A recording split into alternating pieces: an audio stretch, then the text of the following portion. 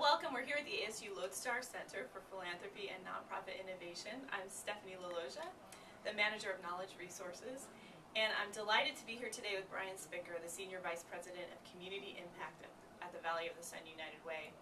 And we're talking about collective impact. And from your perspective, what's a good working definition of collective impact? Yeah, I think the work that FSG and Connie and Kramer did really hit upon a good definition, and it's a large-scale social change that requires a broad sector engagement, that it's got to be broad cross-sector. Those are collective impact. It's not, I can also tell you what it's not. It's not isolated programmatic funding that's for 1 year. These are long-term activities, and there are certain elements that would tell you whether it's really collective impact that you're engaged with. I remember hearing you talk about this once, and your metaphor was 1,000 points of light.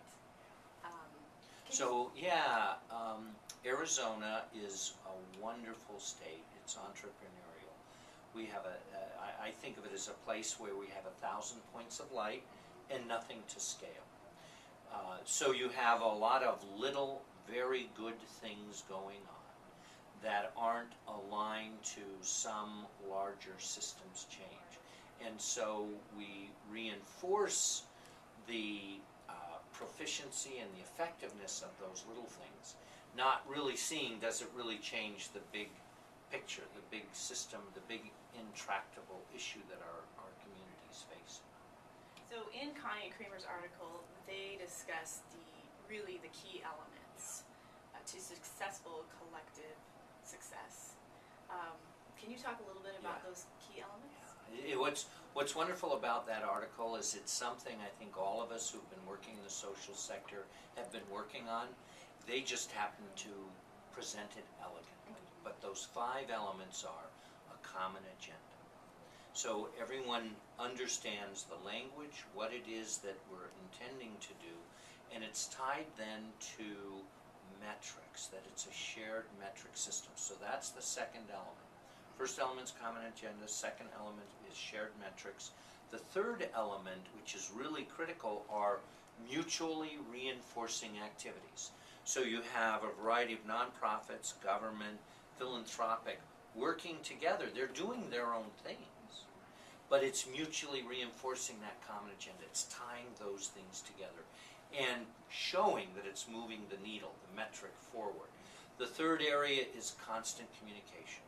You've got to have some social marketing because you have to change some of the social construct and how we think about these problems, as well as have communication across all that cross multi-sectored groups that are engaged in this. And then the last area is a backbone organization, and that means that there's an organization that is focused on moving all those elements forward year after year after year, because it isn't a one-year thing. You know, and I think of education as being one of those places that has 1,000 points of light and nothing to scale. Right. Now you have had the opportunity to participate in some collective action initiatives, and I was wondering if you could just talk about one of the more successful initiatives you've been a part of, and why it was successful, how it was successful, and why it was successful. Well, I think in this work that we do, what's exciting is we meet people who really care. There is so much desire to improve the community in so many ways. And so what I've seen happen has been around Valley of the Sun United Way's Ending Homeless objective. And we have focused around chronically homeless. Now that's a population that society has said, they're pretty much choice, it's drugs, it's alcohol, it's mental health, too hard, can't solve. So we've changed the mind of the community, as well as brought all the large organizations that are engaged, government, jurisdictional leadership, funders, federal government, nonprofits, philanthropy, small business, big business, all together around focusing on the chronically homeless. And we've made great strides moving chronic homeless individuals out of the street or out of the shelters where they use up most of the resources, over 50% of the resources, so that individuals then who are homeless get in and out of homeless quickly. So by focusing on the collectively around the chronically homeless, we've made some wonderful strides. And it's complex, it's hard, but it really moves the needle faster than we ever imagined. When we started the conversation, it was around building 1,000 units of permanent supportive housing for the chronically homeless. And today, and that was about 2 years ago, today we have about 300 units in the pipeline by 2013. So no one would have thought that possible. We certainly didn't, but what it was is the community came together collectively and encouraged and said, we can do this.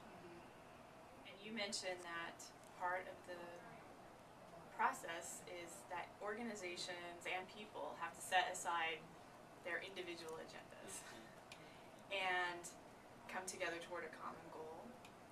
And I think, you know, it's most of us know the pitfalls to this kind of collaboration. And so what are some of the tips you have for organizations to really make that work? Yeah. I think it's a process of acknowledgement that we stand on the shoulders of others, that we couldn't be moving towards collective impact if all of the work that occurred before us had not happened.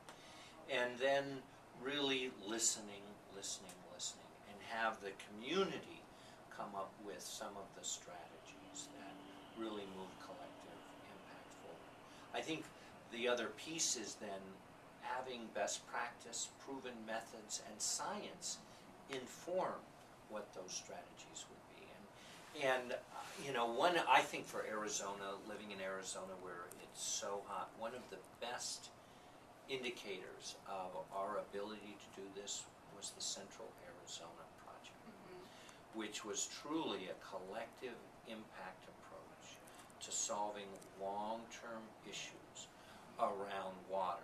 And it affected cross-sector, you had rural, you had urban, you had property rights, you had farmers, and it really is an example of how we solve what could or would be a significant problem around water in Arizona by taking a collective impact approach. All of those things were in place. So this isn't necessarily new, Stephanie. These concepts we have to remind ourselves over and over that we can tackle some of the toughest issues facing our community, and I think the Central Arizona Project's a great example of that.